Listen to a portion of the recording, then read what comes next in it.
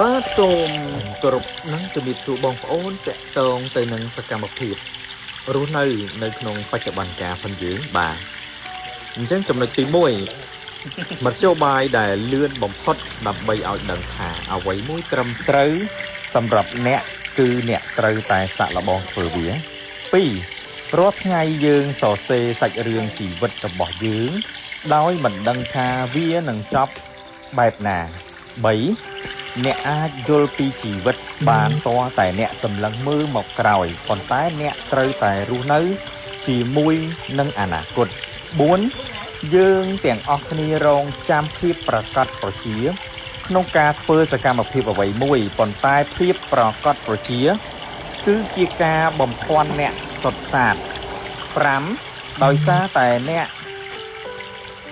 រងចាំឲ្យប្រកបប្រជាលើរឿងអ្វីមួយឱកាសវាបានកន្លងផុតបាត់ទៅហើយ6ចូលរៀនសូត្របញ្ឈប់ភាពរងចាំឲ្យចេះឲ្យដឹងគ្រប់យ៉ាងចោលទៅចូលរៀនសូត្រចាប់ផ្ដើមធ្វើសកម្មភាពទោះអ្នកមិនទាន់ប្រកបក៏ដោយ6អ្នកនឹងមិនអាចដឹងអ្នកមានភាពប្រកបប្រជានៅពេលណារហូតទាល់តែអ្នកបានឈានជំហានដំបូងហើយអ្នកសម្លឹង